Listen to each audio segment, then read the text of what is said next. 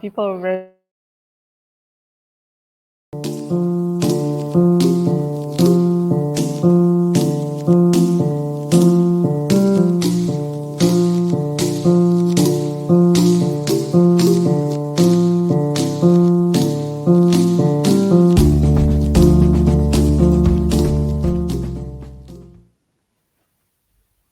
Hi, I'm Olga Chiriac, Project Europe Director for the Irregular Warfare Initiative, and I welcome you to today's discussion about the Ukraine peace process and its implications for European security.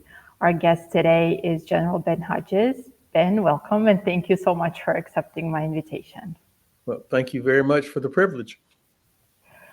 Before we get into it, I would like to briefly remind everyone that from our beginnings, the mission of Irregular Warfare Initiative has been to bridge the gap between researchers and practitioners of irregular warfare in support of the irregular warfare enterprise. At Project Europe, in particular within this wider frame, we focus on European and European adjacent security matters. Specifically, we're looking to deepen IW knowledge and to deepen the understanding of the American understanding of irregular warfare practices of our allies, partners, and competitors. And before we start chatting with Ben, I would like to briefly introduce him for those who don't know him, which I don't think that there's many of those. General Ben Hodges is the former Commanding General of U.S. Army Europe.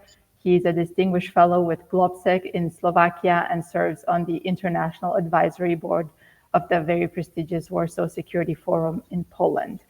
He serves on several civic advocacy advisory boards, including Renew Democracy Initiative, Atlantic Brücke, Arthur Burns Fellowship, Razom for Ukraine, Veterans Help Group, and Spirit of America. He consults for several companies on Europe, NATO, and the European Union, and he's the co-author of a very important book, I think, for everyone in the IW space and beyond, Future War and the Defense of Europe, published by Oxford University Press. I could have gone on, but let's just get into our discussion. From the beginning of 2022, when Russia escalated their invasion of Ukraine with a special military operation, the declared strategic goals have been to change the government in Kiev, to denazify Ukraine, and to demilitarize Ukraine. And the final goal, declared goal of Moscow, was neutrality. Now, of course, we can translate those into what we perceive these to be. But my first question would be, the general narrative today is that Russia is winning the strategic competition and the strategic war on the ground. Are we about to reach a peace agreement in Ukraine? And is Russia winning? So in reality, Russia is not winning in Ukraine. After 11 years of war, they still only control about 20% of Ukraine. So almost no real progress since 2022. The Black Sea Fleet is nowhere to be found. The great Russian Air Force is scared to fly over Ukrainian airspace. So they drop bombs from over Russia or over the Caspian Sea. So when I look at what's happening on the ground, it's much more like a stalemate. And that's without the West really even committing to helping Ukraine win. Unfortunately, the narrative is that Russia is winning. That even comes from the White House when the president was yelling at President Zelensky that you got no cards, meaning you have no chance. Russia has all the advantages. And this, of course, is the Kremlin narrative. And I'm afraid there are still too many people in Europe as well as in Washington that are willing to accept that Russia is winning. Therefore, there's pressure to get to some kind of a peace deal, no matter how bad it is, because it's so terrible for Ukraine. I don't know that Ukraine sees it that same way. You've mentioned, I'll stay on this a little bit. You've mentioned very well that there's a public perception because of the way things are going, especially in Washington, D.C., because everyone watches, obviously, what the U.S. is doing. I know that Steve Witkoff met with President Putin, and he actually gave an interview with a U.S. Podcaster about his meeting with the Russian president, and he said, I quote, that he liked Putin. Do you think that the declarations like this help us in achieving our strategic goals and in supporting Ukraine? Or what do you think the effects are? Because we're talking about irregular warfare and how perception and asymmetries play into everything. This interview between Mr. Witkoff and Tucker Carlson revealed either absolute total naivety and incompetence, or more likely, it confirms that the administration has totally taken the side of the Kremlin. I mean, Witkoff uses Kremlin talking points better than Lavrov. And so this is concerning because it doesn't look like the United States is going to be some sort of impartial mediator trying to get to a reasonable, sustainable peace outcome that everyone can ultimately live with. This is more about get a deal now, regardless of how bad it might be for Ukraine. And so I think European countries, including Ukraine, have to think about what would be the outcome here. The fact that Russia and the United States are having multiple conversations back and forth without Ukraine, without UK, France, Poland, Finland, Germany, other countries being involved, is to me guaranteed to lead towards a failed or really bad outcome. And of course, Ukraine or Europe will not be obligated to abide by whatever agreement the Kremlin and the White House come up with. And that's a theme. I'll take something that was said in this interview again. Mr. Witkoff also said that Mr. Putin was relaying to him that they're looking to, quote, get the Ukrainians to wave the white flag. Now, I know you and me have talked a lot about Europe, Ukraine. You're very familiar and you've been in the region many times. And you always emphasize that war is a test of wills and logistics. And speaking of Kremlin, so to speak, messengers, in a recent interview, Mr. Sergei Karaganov declared when he was asked about what Russia is looking to achieve and what their intent is, that they are looking to crush the will of the European elites. My question to you is, what does this actually mean for European security, and what can European countries do, considering that each has their own systemic vulnerabilities vis-a-vis Russia? Well, this is where European leaders, and I include Canada and UK in this as well, have got to summon the political will to use all the huge advantages they actually have over Russia. I mean, Russia has been stopped by Ukraine. So that's the start point. Russia cannot get past Ukraine right now. How much longer can Ukraine continue to do what it's doing with the current level of support it gets from European countries? I don't want to sound callous about it because people are suffering every day, especially civilians. But the fact is, I think Ukrainian armed forces can hold out for a much longer period of time if the government and their leadership has the will to do that. So Europe now has to decide, do they use this time to accelerate building up their own capabilities, but also accelerate the delivery of ammunition, weapons, capabilities to Ukraine, and also use the economic tools that they have. You know, these frozen assets that are in Europe, that are frozen Russian assets, this is an area where they could have immediate impact and provide that money to help pay for support to Ukraine. Unfortunately, the Prime Minister of Belgium has said that would be an act of war. So this is an example of the lack of will, or where people are influenced by Russian pressure. Germany, UK, France, Poland, Finland, Italy, these are all countries with significant economic power and defense industries that could do a lot more quickly.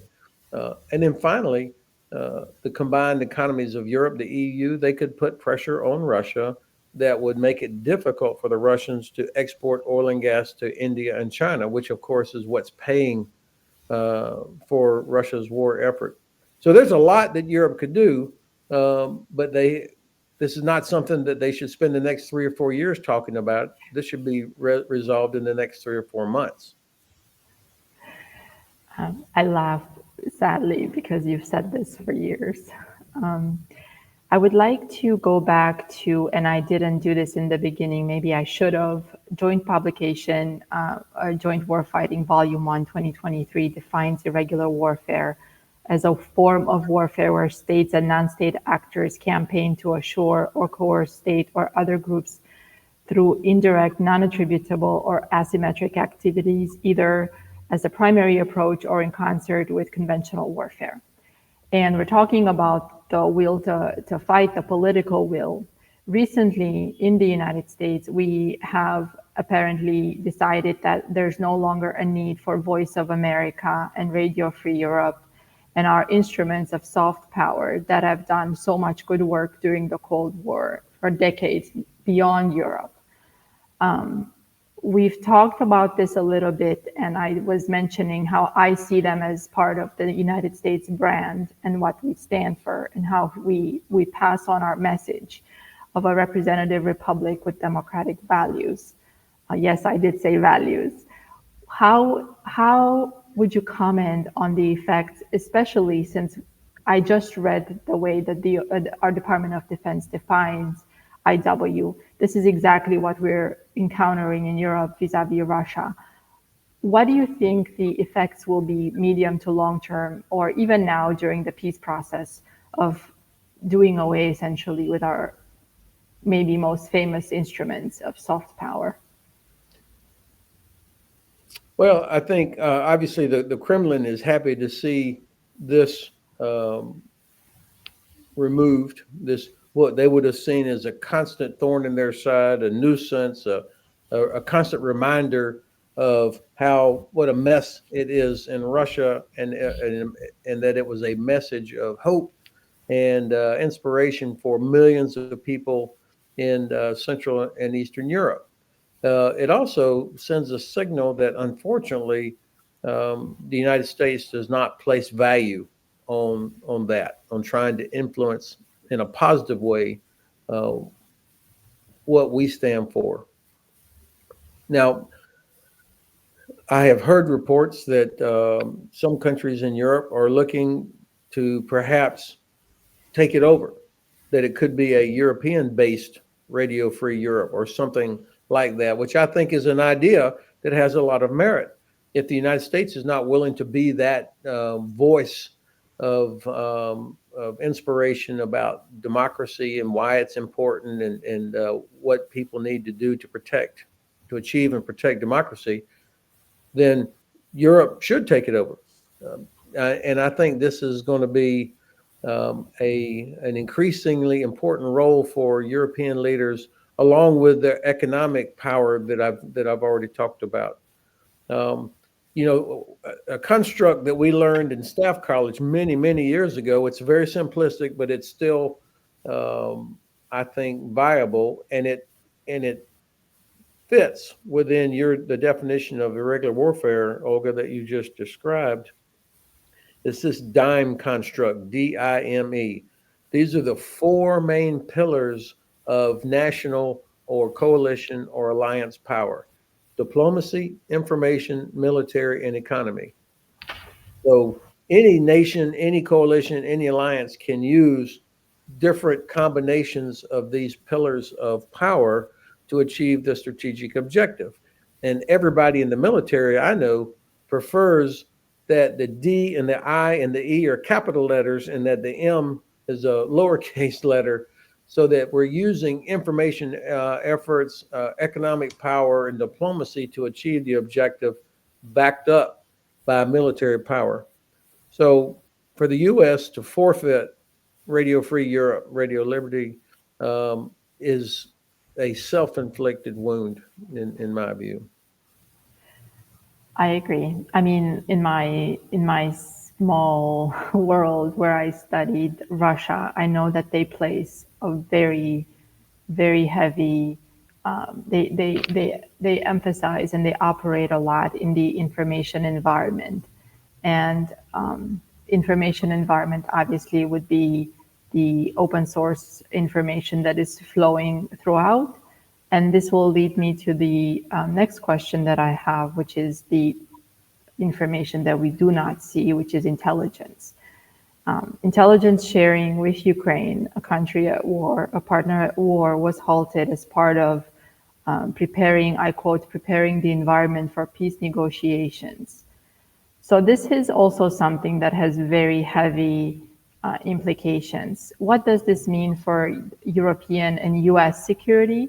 Because I do believe, and I think you share this belief, that U.S. security is closely tied to European security. And do you think that the current administration understands all source intelligence collection, the intelligence cycle, and obviously the importance of intelligence sharing with allies and partners?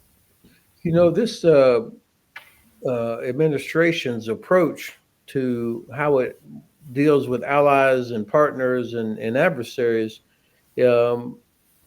makes me wonder if they truly do understand how we get intelligence. Where do we get our access? What enables the United States to do what it does? It's not just because we have the biggest defense budget in history. It's because we have this network of friends and trusted people and governments that, even though we may argue with each other on certain policy things, there was always this shared sense of values and trust built up over decades.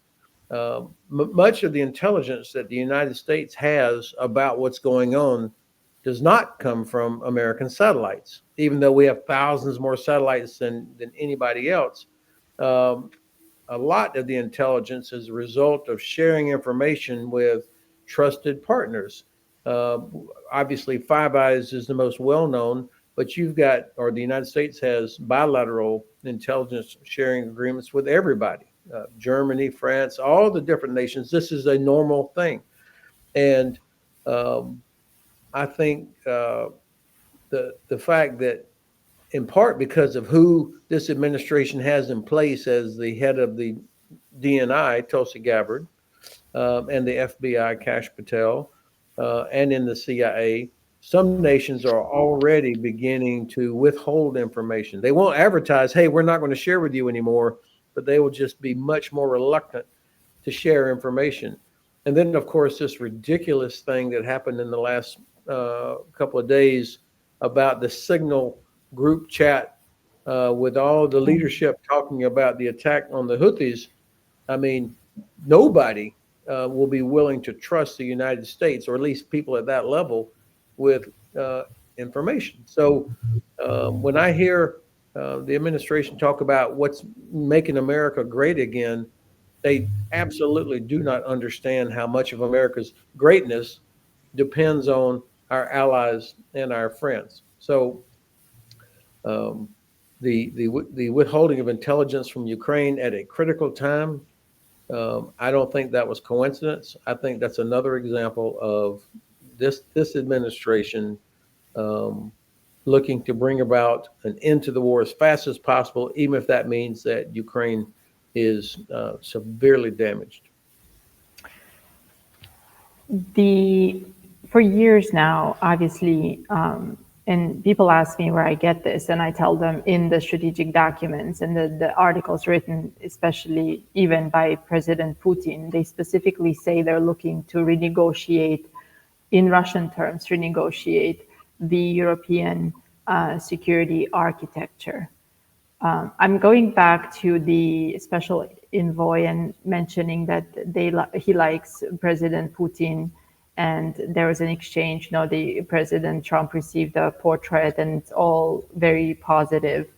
Do you think that this is just a technique to prepare the negotiation? I guess this question just came to mind, but do we really start with the uh, acknowledgement that Russia is looking to renegotiate in Europe security, even alliances? Oh, I think you are correct. The Russians have long wanted, even when it was Soviet times, have long wanted to drive a wedge between the United States and Europe to create scenarios where Europe would not trust the U.S. or U.S. would disdain Europe. Uh, Anything that would weaken this cohesion, which is the key to NATO's successful deterrence. And so, if they can find ways to continue undermining trust that nations have in the United States, or vice versa, um, they're going to do that, and we're seeing that happen real time. And I think again the foolish naivety of Mr. Witkoff to come out and talk about, oh, I really like Putin. This guy was convicted in the International Criminal Court. He is responsible for the death of tens of thousands of people, including his own. There's nothing about him to like, and that's also irrelevant. And by the way, he's not the first person. Even George Bush, when he talked about, I looked into Putin's eyes and I could see his soul. What nonsense! Um, I think it was Churchill Do you that remember what John McCain said when he responded to President Bush? He said, "I did the same, and I saw three letters KGB." I think Churchill said, "People have friends, nations have interests." Yeah. Regardless of who said it, it's true. And so Yes, he to did.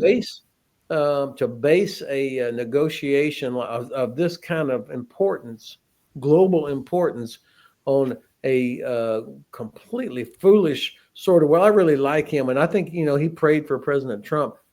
This is the Kremlin. They must be laughing that we would be so easily duped into this.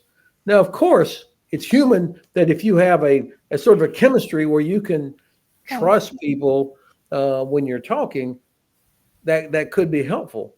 But there's nothing in the history of Putin or the Kremlin that would suggest that they are interested in anything except crushing their enemies and getting everything that they want.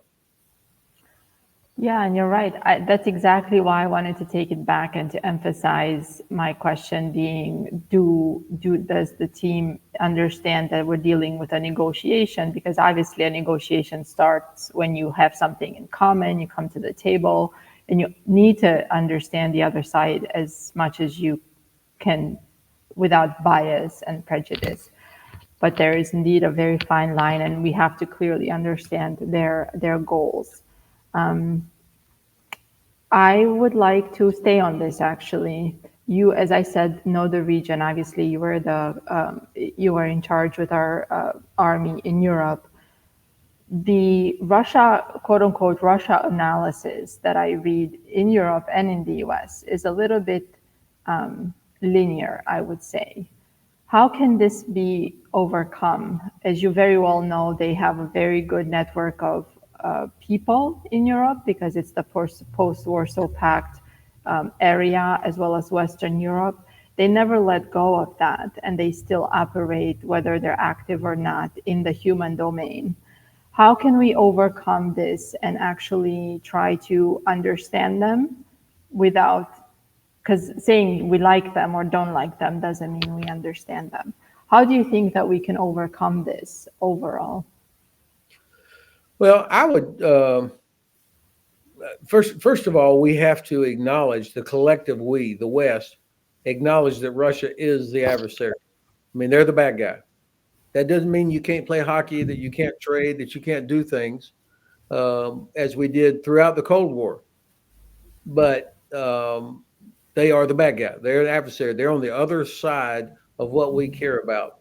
And so, if governments can agree that, then you can have smart policy, you can develop strategies, and you can be aware of the various challenges from the threat, and look at ways to contain them, frankly. Russia's constant violation of international law, there are different organizations out there that could be used if countries had the backbone to be willing to enforce the law, about stolen grain, violation of international airspace, blocking freedom of navigation, all of these things. There's so many pressure points, but it would require all of us to be working together.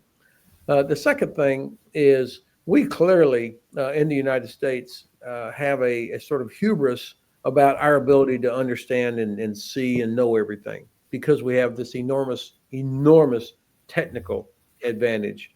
But actually, knowing Russia means having people like you that have that understand the history, the language, that understand things in ways that satellites and computers can't. A very brief anecdote. Back in 2015, I was in Estonia. Might have even been late 2014. I was now 2015. I was the commander of U.S. Army Europe. I visited Estonia, and the chief of defense took me. I was in his headquarters, and he says, "Hey, I want you to listen to this intelligence briefing from my chief of intelligence here, who was a lieutenant colonel in the Estonian armed forces." And he starts laying out for me the Russian attack in 2014 on Ukraine, the seizure of Crimea, all these things that happened. And I was listening to this and I was dumbfounded. And I'm a little embarrassed and feel foolish to confess this to you, Olga, but this was a awakening for me. He starts going through details of what they knew, when they knew it, when they heard it. And I said, "This is incredible. I've never heard any of this. How did you do this?" Because I'm thinking Estonia has no satellites. And the intelligence officer, this lieutenant colonel, looked at me and says, "Well, sir, we live here. We can all speak that language. We know who half of these characters are." And he was looking at me like, "Hello?" I mean, and That's really good. it really left a mark on me. And then it reminded me, okay, and of course, Estonia is not Five Eyes. So we have got to have much better sharing, listening to our allies that are particularly on NATO's eastern flank, because they have centuries of experience. They understand in a way that the United States, with a room full of computers and a sky full of satellites, could never understand that. And then finally, of course, we have to rebuild the capabilities that we had back during the Cold War, when the Soviet Union was our main adversary, and we had huge numbers of people that were trained and educated on language, culture, could read and know who they knew who was who out there. And of course, after the last 20 plus years into the Cold War, and all of our attention shifted to Iraq and Afghanistan, and people who studied Russian were seen as dinosaurs. Now we're having to rebuild that capability. Well, it's interesting you say that, because a few people have told me that what I have been researching will no longer be needed. So we shall see how this plays. We've seen this movie before. I do not want the rerun to be a disadvantage to my home country, the U.S. It's important you said that, because part of that interview, which I take as I listened carefully, because words matter and they create reality and they send messages to populations, to politicians, to allies, partners, foes. There was a conversation about Russian language. And it's very important to understand that Ruski Mir and Russian world, the way that, which is a very old concept for Russia, it's not invented by the Putin administration. It goes way back to Tsarist times, but it was very well leveraged and instrumentalized as socializing the foreign policy. Language is actually the first pillar. And it's very dangerous to say that populations in Ukraine, in the occupied territories, only speak Ukraine. It's important to understand that a lot of people there speak Russian and Ukrainian, and they chose to enroll in the Ukrainian army to engage and to defend the Ukrainian state.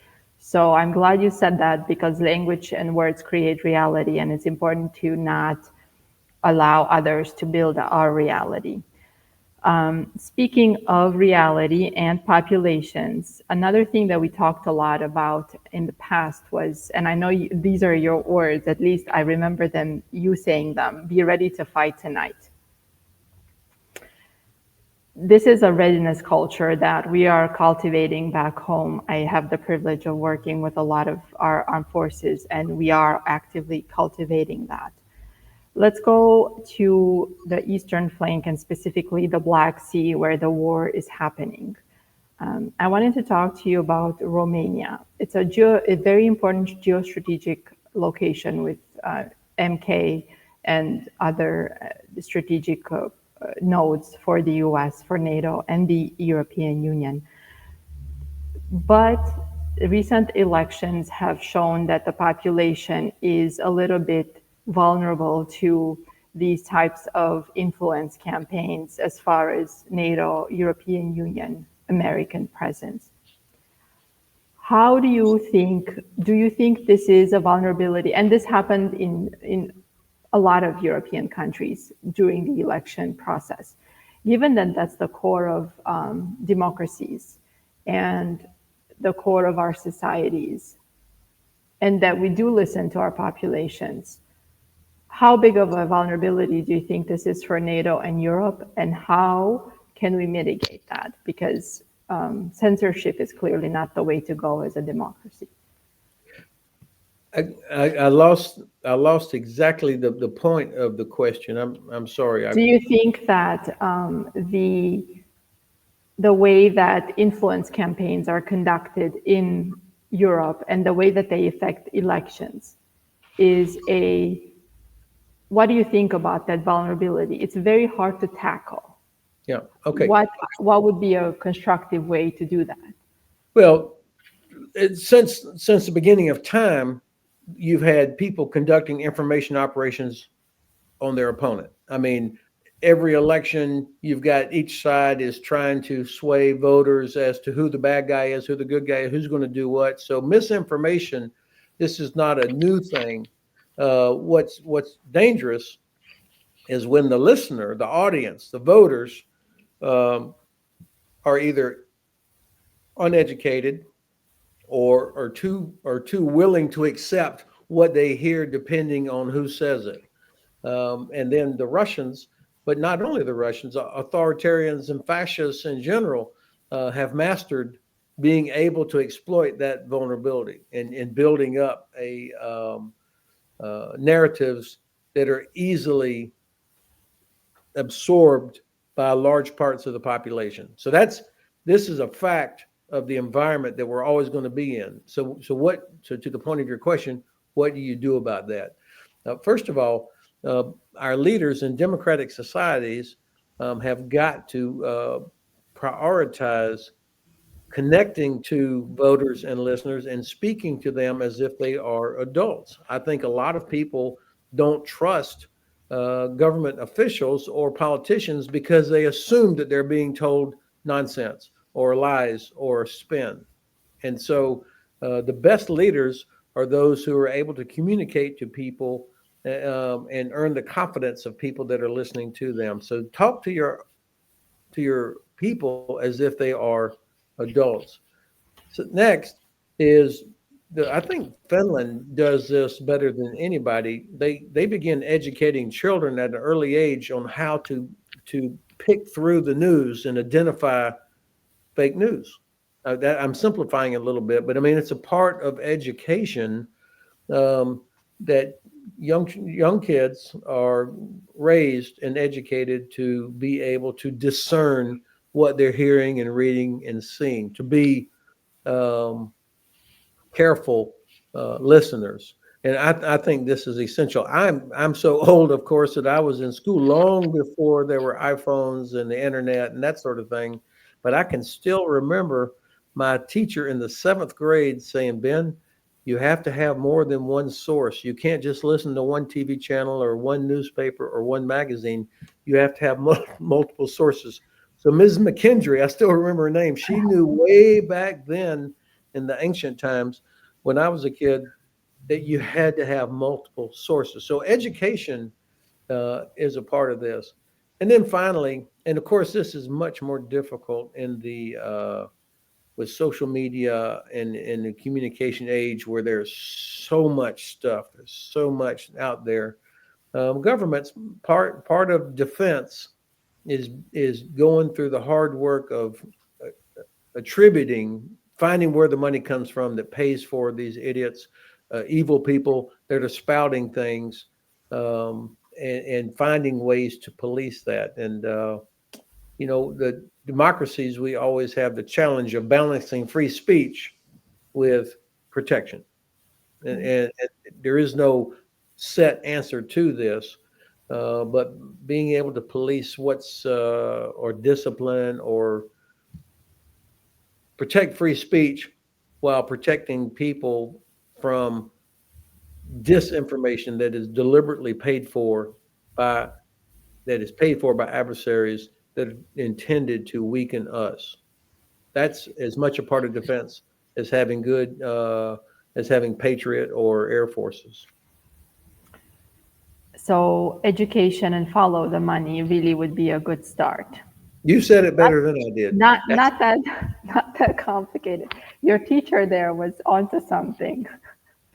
And speaking of this and what's going on in the U.S., because I am in Europe, and as an American, I'm very much committed to understanding the dynamics of European allies, partners, and the U.S.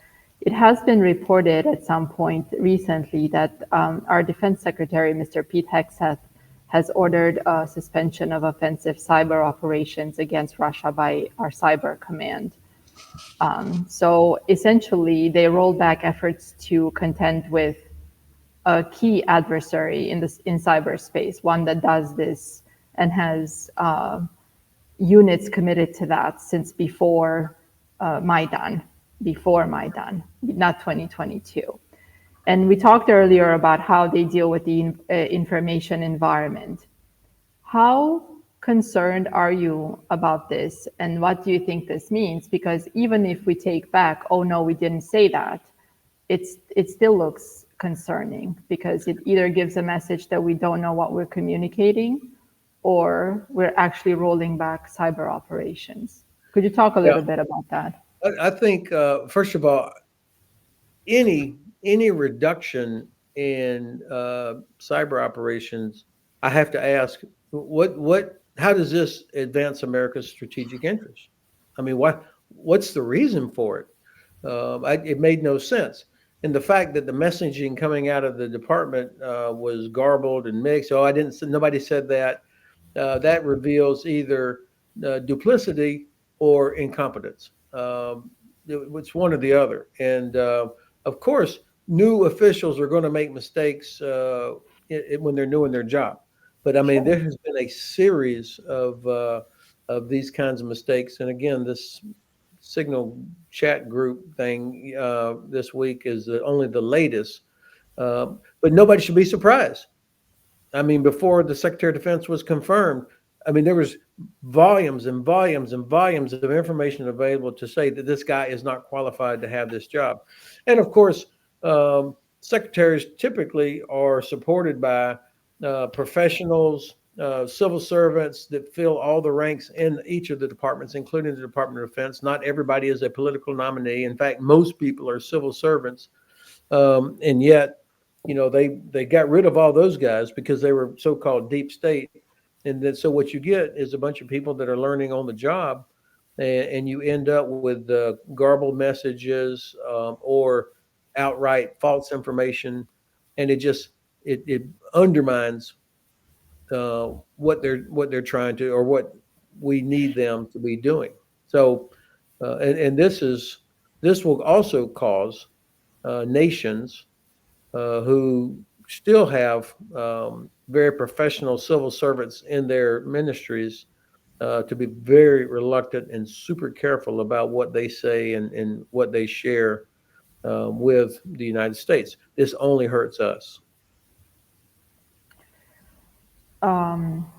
I know whenever I hear the words deep state, I think about whether people know that was born in a spy novel, not actual, official analysis or declassified documents. But Yeah. we always, The first time I ever heard that phrase, I was in Turkey. I was at the NATO headquarters there, and President Erdogan of Turkey would refer to the deep state as I had never heard that phrase before, but he used it.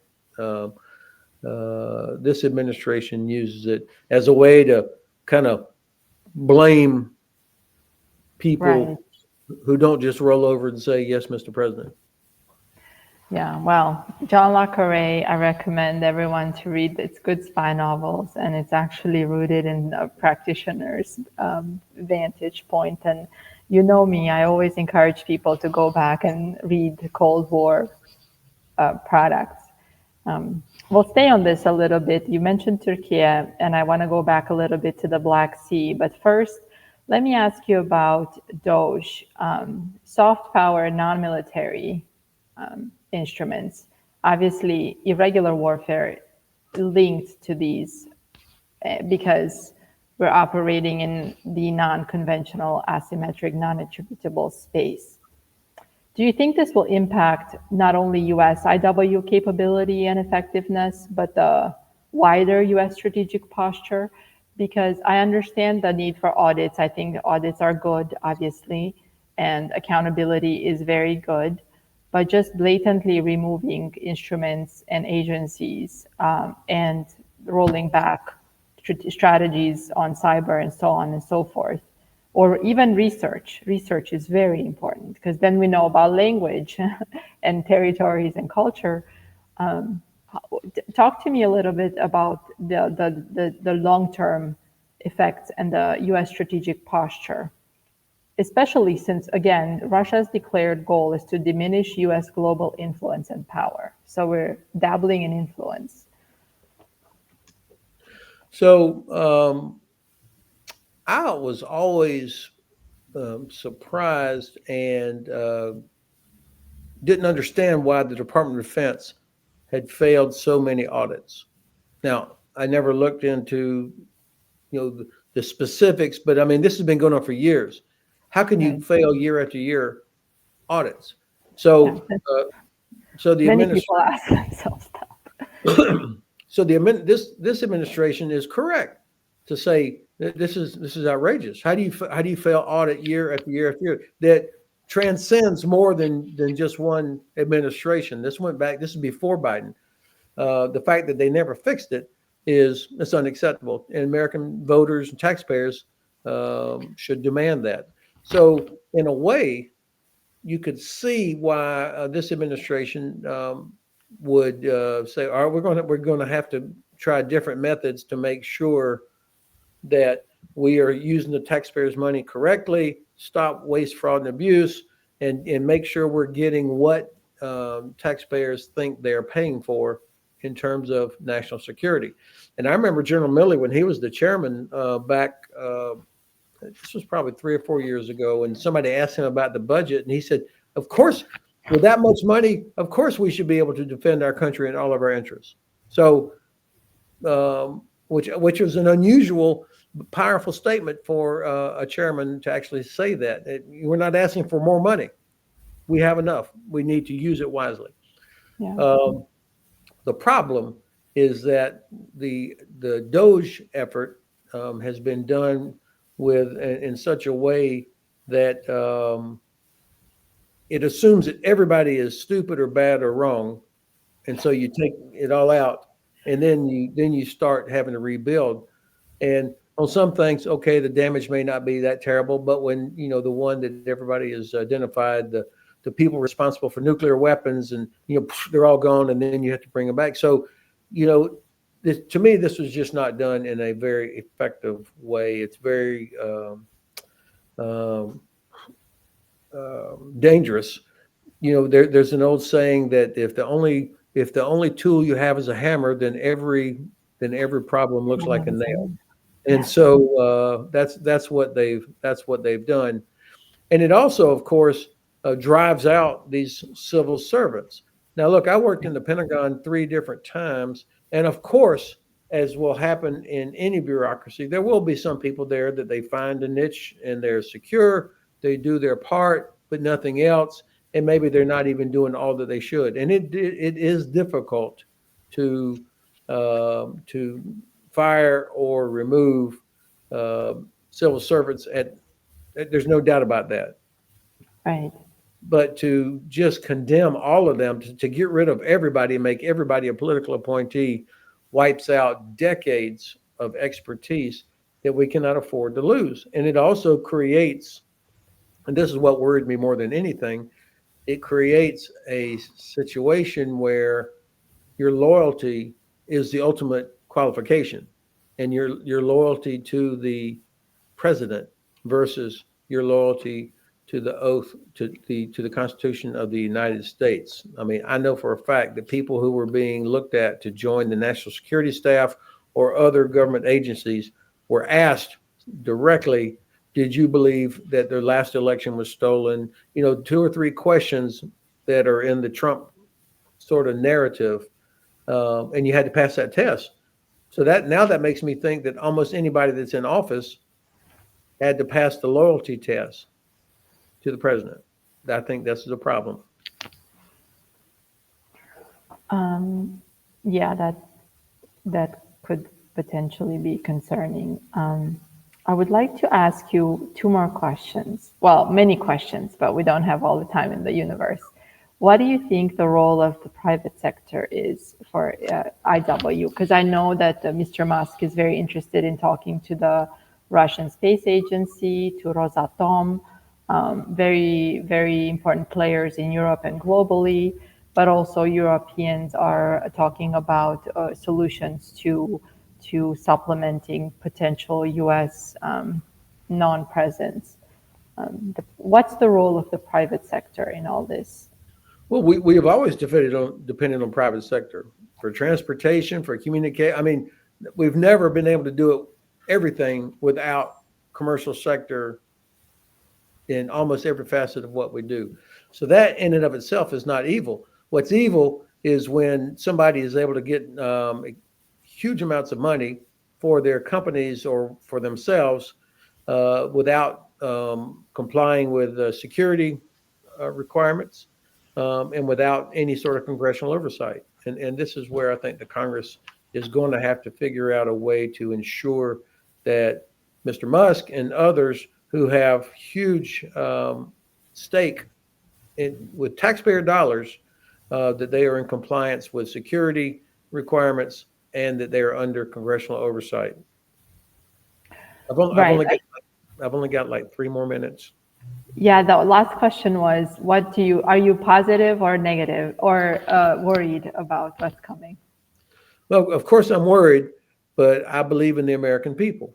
I think this summer is going to be a point where all of this stuff, the effects of what the administration is doing, will come together.